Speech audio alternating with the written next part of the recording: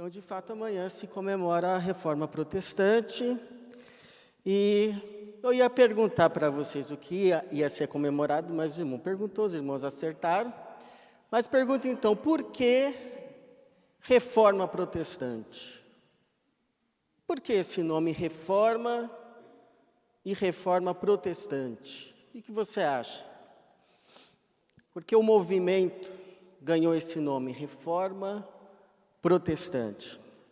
Bom, irmãos, primeiro, porque esse movimento inicialmente não intentava qualquer separação com a igreja de então, a igreja católica. O Martinho Lutero, por exemplo, ele era um monge agostiniano. Vivia lá no convento, dava aula nos seminários católicos.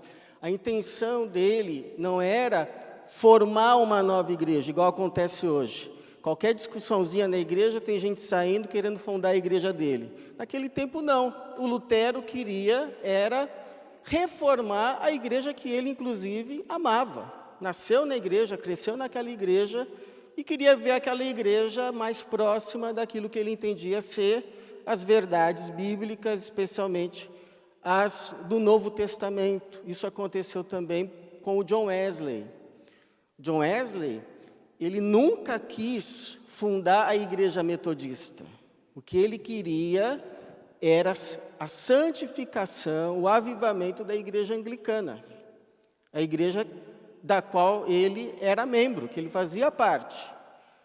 Agora, o movimento dele caminhou, a igreja anglicana não aceitou, e os seus seguidores do John Wesley, mesmo a contragosto dele, acabaram fundando, então, iniciando uma nova igreja, que é a igreja que nós conhecemos hoje, a igreja metodista. Então, com o movimento da reforma, foi a mesma coisa. Não se intentava um cisma, não se intentava fundar uma nova igreja, se separar da igreja católica, mas reformá-la. Por que protestante? Porque eles protestavam. Aliás, me parece que não foram eles que colocaram neles mesmos o título de protestantes, mas foram os adversários. Os chamaram de protestantes devido aos seus protestos. Eles protestavam contra aquilo que eles consideravam desvios, erros doutrinários, tanto que o marco da reforma é considerado quando Lutero prega ali nas portas da capela de Wittenberg as suas 95 teses, 95 protestos, 95 teses que desafiavam ao debate os seus colegas teólogos da igreja em questões que ele entendia que precisavam ser revistas, precisavam ser repensadas, precisavam ser corrigidas na igreja, precisavam ser reformadas. Nesse dia aí, oficialmente é considerado pelos historiadores, embora tivessem outros movimentos antes de Lutero, que intentavam a mesma coisa, mas foi esse aí o marco da reforma, quando ele afixa essas 95 teses em 31 de outubro de 1517. Ok. Pergunta, irmãos, o que a gente aprende para nós hoje, com toda essa questão da reforma, especialmente sob a liderança do Martinho Lutero? Eu quero sugerir pelo menos 4 lições que eu tomo para mim e gostaria de compartilhar com você também. Reforma protestante nos lembra sempre dessa verdade, que a salvação é pela graça. Efésios capítulo 2, versículo 8, vai dizer o apóstolo Paulo, porque pela graça sois salvos, por meio da fé. Isto não vem de vós, é dom de Deus, não vem das obras, para que ninguém se orgulhe. Ninguém vai chegar no céu dizendo, eu estou aqui porque fiz por merecer. Fulano está no inferno porque não fez o que devia fazer. Cada um que estiver lá no céu, se tiver que se gloriar, vai se gloriar em Jesus. Vai dizer, só estou aqui pela graça de Deus, porque Cristo me salvou. Ele fez por mim o que eu não podia fazer por mim mesmo, para agradar a Deus. Então, não é que a igreja do tempo de Lutero, a igreja católica, não dizia que a salvação era pela graça. Não é que ela não dizia que a salvação é pela graça, mas ela dizia que as obras cooperavam para a salvação. As obras cooperavam para a salvação. E se eu fizer uma pesquisa, na igreja evangélica, eu acho que muita gente pensa assim também.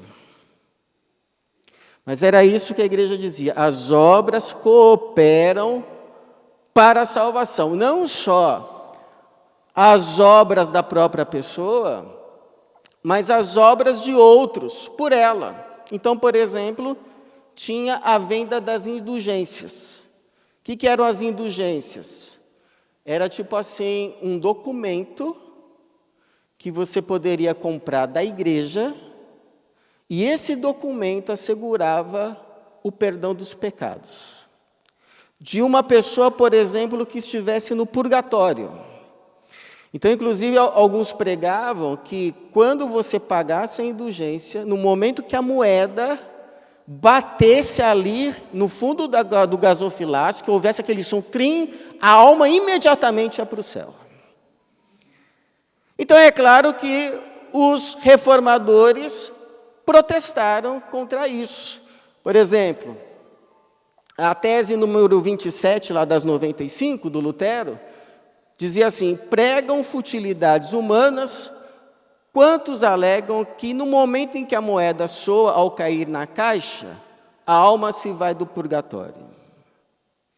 A 32ª tese, irão para o diabo juntamente com seus mestres, aqueles que julgam obter certeza de sua salvação mediante breves de indulgência. Então, o Lutero não tinha muito papas na língua, ele às vezes era duro nas suas palavras, como ele é aí na sua 32ª tese. Mas por quê? Porque para eles estava muito claro, biblicamente falando, que as obras não eram meio para a salvação. Que o ser humano não é salvo pelas suas próprias obras. Lá em Isaías, o Senhor vai dizer que as nossas melhores obras, aquela que você acha assim, puxa, essa eu fiz direito, diante da santidade de Deus, é como trapo de imundícia. As nossas melhores obras. Então, a gente não é salvo pelas nossas obras, mas a gente é salvo pela obra que Jesus fez na cruz. Nós não somos salvos pelos nossos méritos, nós somos salvos pelos méritos de Cristo. As obras, então, são resultado da salvação recebida gratuitamente. Então, por exemplo, a laranjeira, ela não dá primeiro laranja para depois se tornar uma laranjeira. Ela primeiro é uma laranjeira, depois ela dá laranjas. A mesma coisa. Primeiro, nós somos regenerados pelo sangue de Cristo, nos tornamos então uma nova criatura, e aí então vamos produzir boas obras agradáveis a Deus, mas não para sermos salvos, mas porque já o fomos. Tudo que Deus faz por nós então é por graça, e tudo que viermos fazer para Deus não é para ganhar outra coisa depois, mas é por gratidão. Não existe barganha com Deus, existe graça e gratidão, sendo as nossas obras, obras que o próprio Deus, na sua graça e misericórdia, prepara para a gente andar nelas, como vai dizer o apóstolo Paulo. Então não é obras igual salvação, mas é salvação igual a obras, como diz o Paulo, pois somos feitos por Ele, criados em Cristo Jesus para as boas obras. Então, primeiro somos criados em Jesus, então as boas obras, e essas boas obras é o próprio Deus que nos prepara, previamente preparadas por Deus para que andássemos nelas.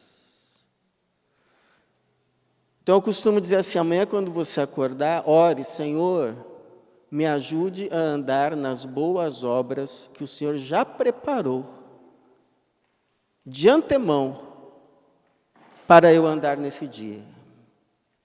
Então, amanhã, quando você acordar, Deus já vai ter preparado as boas obras para você andar nelas no seu dia, a fim de que você seja, como diz o apóstolo Paulo a Tito, participante de um povo cheio de boas obras, mas não para ser salvo, porque é salvo, porque pertence a Jesus.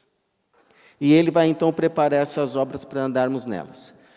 Segundo, a justiça de Deus. A justiça de Deus. Você quer ver a justiça de Deus? Você quer ver Deus fazer justiça?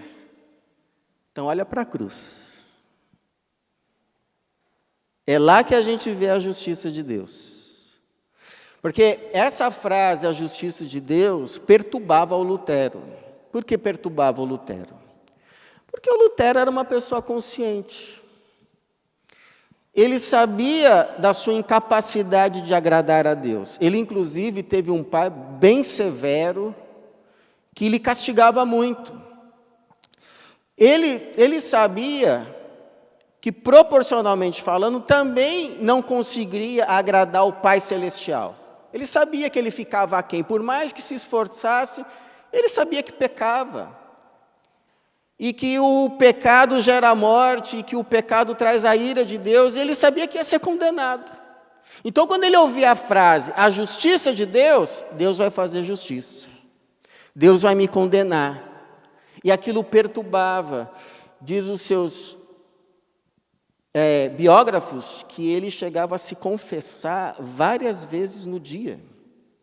Que tinha vezes que ele acabava de se confessar, indo para o quarto, no corredor, ele achava que tinha pecado e voltava para se confessar.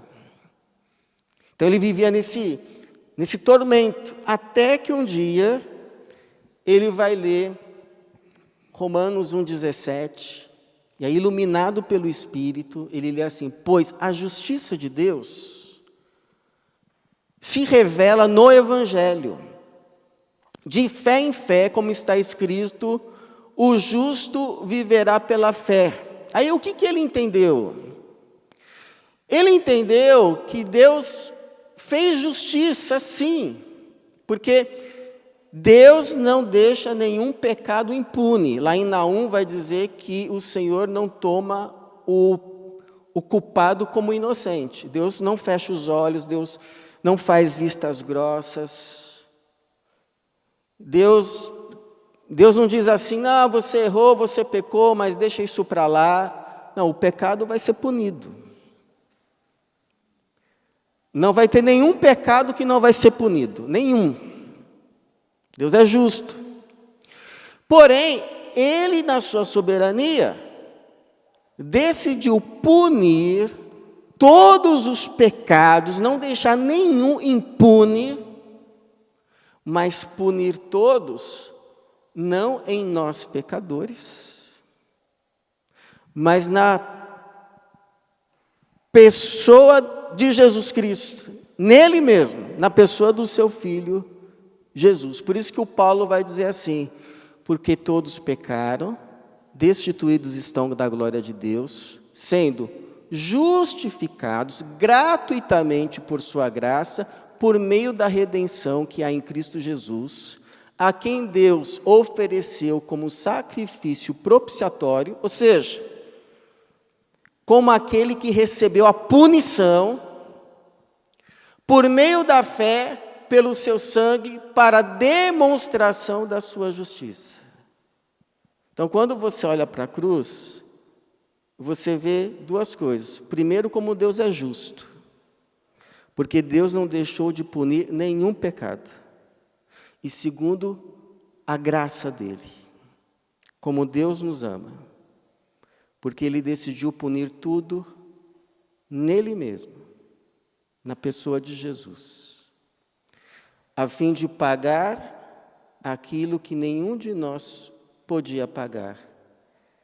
Então a salvação é de graça, é pela graça, não porque ela não custe nada, mas porque o preço que nem eu e nem você poderíamos pagar por nós mesmos, Jesus pagou. Então, quando o Lutero entendeu isso, olha só o que ele diz.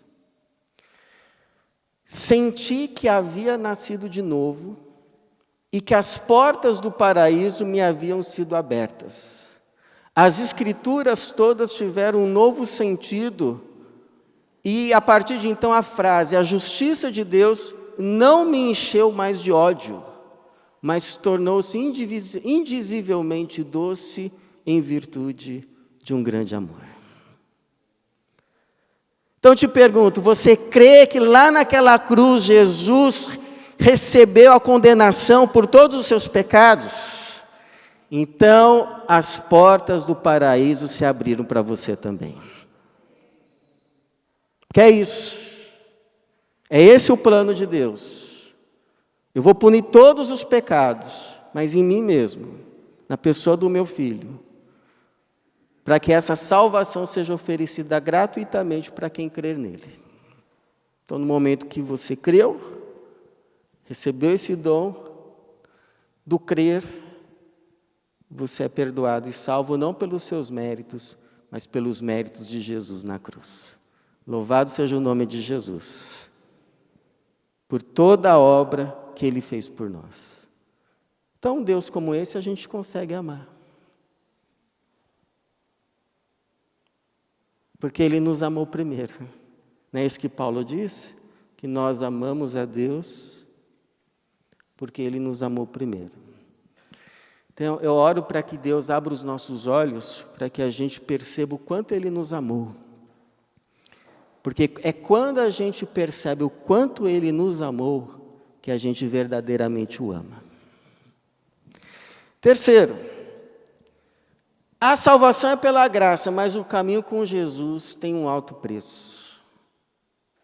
Salvação é de graça. Se você morrer hoje em Cristo Jesus, você está com Ele. Mas andar com Ele, nesse mundo que jaz no maligno, tem um preço muito alto. Tem um preço muito alto. Tanto que Ele nos avisou, no mundo tereis aflições, mas tem de bom ânimo, eu venci o mundo. Então, você quer vida sem aflição, você não quer andar com Jesus. Entrai pela porta estreita, porque larga é a porta e espaçoso o caminho que conduz à perdição, e são muitos os que entram por ela. Pois a porta é estreita e o caminho que conduz à vida apertado, e são poucos os que a encontram. E o famoso: se alguém quiser vir após mim, negue a si mesmo, tome cada dia a sua cruz e siga-me. E cruz eu já expliquei uma vez, cruz não é karma. Cruz não é uma coisa que você não consegue se livrar, uma doença, por exemplo. Eu tenho essa enfermidade, essa é a minha cruz. Isso não é cruz, isso é provação, é espinho na carne. Cruz é algo que você voluntariamente toma sobre você, por amor a Jesus. Você poderia largar isso hoje, se você quisesse. Mas você sabe que se você largar, você não está mais no caminho com Jesus. Então é por isso que ele diz, tome a cada dia a sua cruz. É uma decisão diária. Vou tomar de novo a minha cruz. Eu nem precisava, mas eu vou tomar de novo, porque a minha decisão é andar com Cristo. Quero seguir a Jesus. Então, eu não queria, mas eu vou fazer isso porque eu quero andar com Jesus. Isso é cruz. Porque, irmãos, se o caminho para Jesus aqui nessa terra não foi fácil, por que para os seguidores dele seria?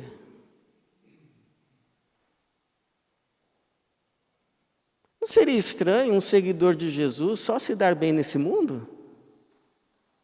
Se esse mundo jaz no maligno, se Jesus mesmo diz que quem rege esse mundo é o príncipe das trevas, então seria estranho um seguidor de Jesus só se dar bem o tempo todo.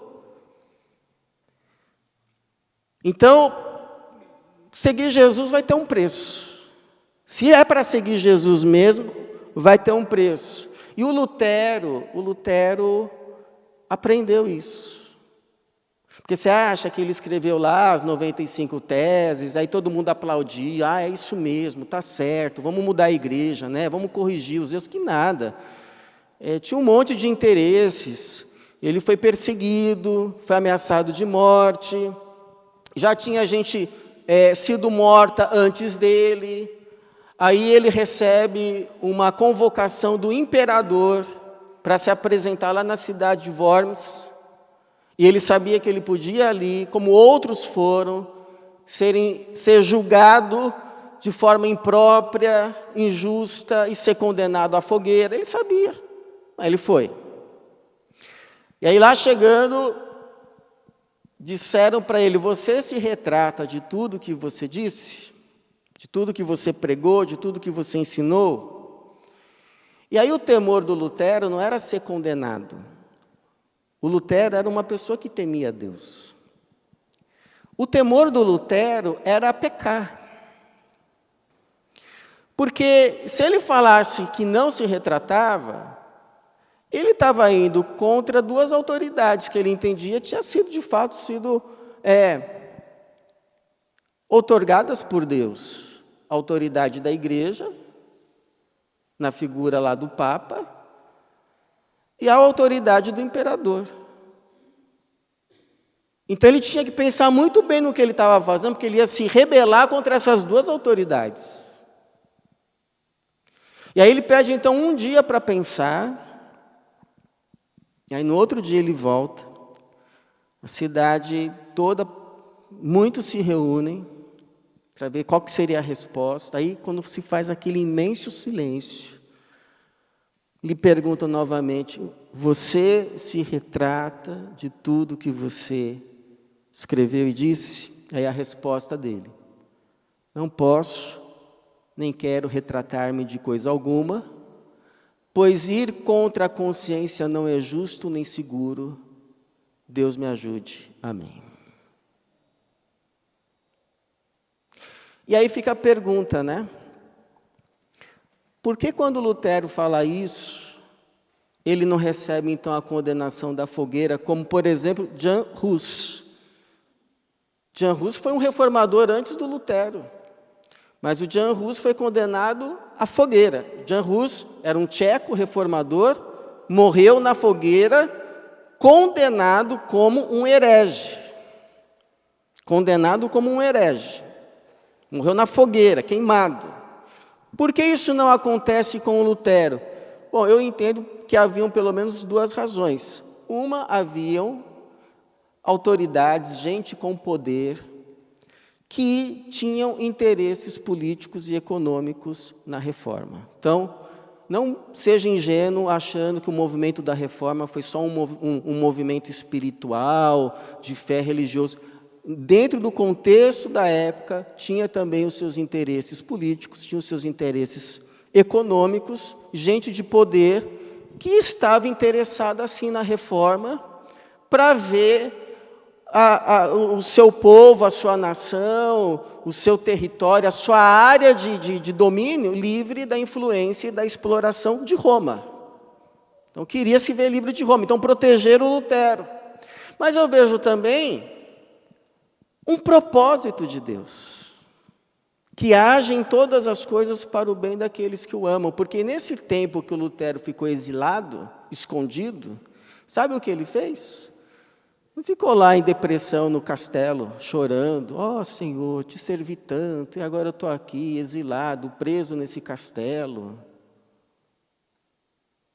Sabe o que ele fez enquanto estava exilado? Ele aproveitou o tempo para traduzir a Bíblia para a língua do povo dele, o alemão. E depois muitos o seguiram, com William Tyndale, que traduziu o Novo Testamento para o inglês, como o nosso conhecido João Ferreira de Almeida. Alguém conhece? Já ouviu falar? Que traduziu grande parte da Bíblia para o nosso português, de modo que os que seguiram o movimento da reforma depois acabaram sendo conhecidos como o povo da Bíblia. É um povo que, de fato, levou a Bíblia a sério. Então, Deus, irmãos, tem propósito para tudo e Ele age em todas as coisas para o bem daqueles que o amam. É o que diz o apóstolo Paulo, lá em Romanos 8, 28. Agora, por fim, uma última lição, que a glória pertence em tudo somente a Deus. A glória é como assim uma roupa que só fica bem em uma pessoa. Não adianta pôr essa roupa em outra pessoa que não vai ficar bem. Glória é uma roupa que só fica bem em uma pessoa. Quem é essa pessoa? É Deus, é Cristo, é Jesus, o Espírito Santo. A glória em Deus fica bem. Agora, qualquer glória que a gente atribua a outra pessoa que não Deus, é idolatria. E toda idolatria é injusta, porque atribui aquilo que somente Deus é digno de receber, que é o louvor. Idolatria é a atribuição de louvor a qualquer outra coisa ou ser que não é digno como Deus. Por quê? Porque é pecador. Por melhor que uma pessoa seja, por mais que Deus a use ou a tenha usado, essa pessoa não é digna de adoração, de veneração. Jesus diz: só ao Senhor Deus adorarás, só a Ele prestarás culto, louvor, adoração. Então, a gente tem que tomar cuidado, porque nem mesmo Lutero e os reformadores foram isentos de erros. Então, você conhece o versículo: porque todas as coisas são dele, por ele e para ele, a ele seja a glória eternamente. Os reformadores que foram perseguidos, depois acabaram também perseguindo.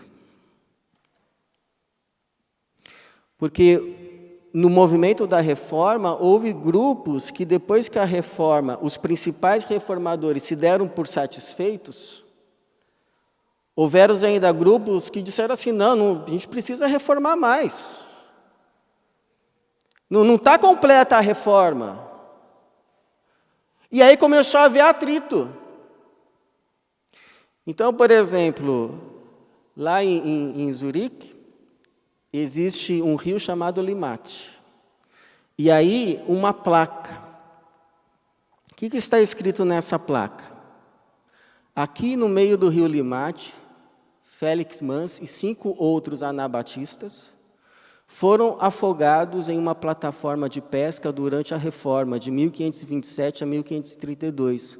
Hans Lanz, o último anabatista, foi executado em Zurique em 1614. Ou seja, houve o grupo, por exemplo, os anabatistas, que eles entendiam o seguinte: não, batismo é só para quem pode professar conscientemente a sua fé. Então, não se batiza recém-nascidos. E aí eles começaram a rebatizar adultos, e houve atrito com os reformadores. E em cidades de reformadores, eles mandaram executar anabatistas.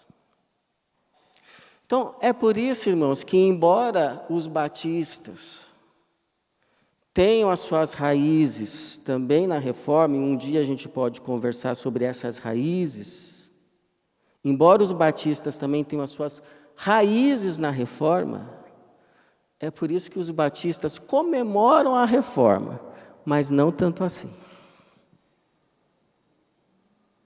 Comemora, mas não muito. Então está certo, a suma da reforma teológica, doutrinária, está certíssima, é isso mesmo. Como o irmão Reinaldo colocou aqui no início: sola fide, somente a fé; sola escritura, somente a escritura; solus Christus, somente Cristo; sola gratia, somente a graça; sola Deo gloria, glória somente a Deus. Esses são os 5 solas da reforma, os 5 somente.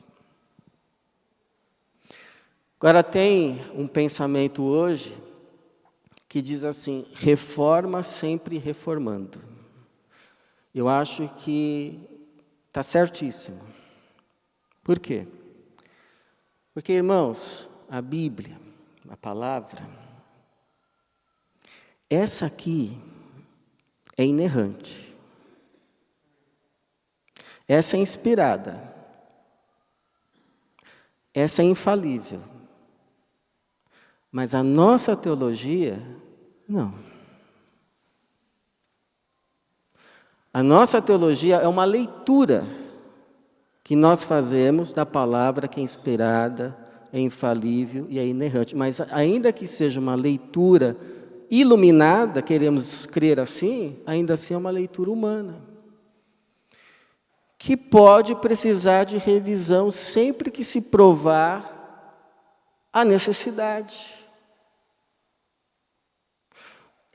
Pode ser que nós não tenhamos visto algumas coisas aqui. Pode ser que nós tenhamos entendido algumas coisas, mas precisamos de mais esclarecimento. Por exemplo, os fariseus não receberam Jesus, porque não estavam dispostos a revisar o que pensavam. Por causa das suas tradições. A igreja do tempo de Lutero não aceitou a reforma, não aceitou as proposições doutrinárias. Por quê? Por causa das suas tradições, não estavam dispostos a uma revisão.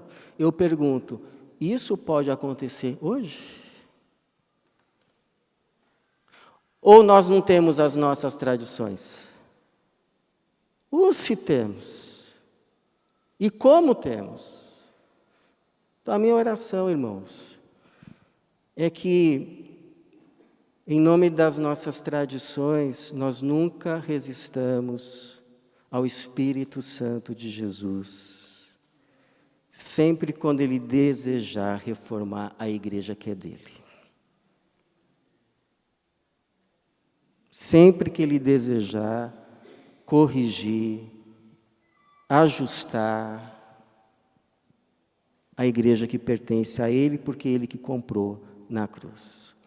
A fim de que não recaia sobre nós a pergunta que Ele fez aos líderes do seu tempo. Por que transgredis o mandamento de Deus por causa da vossa tradição? Que Deus nos abençoe. Amém.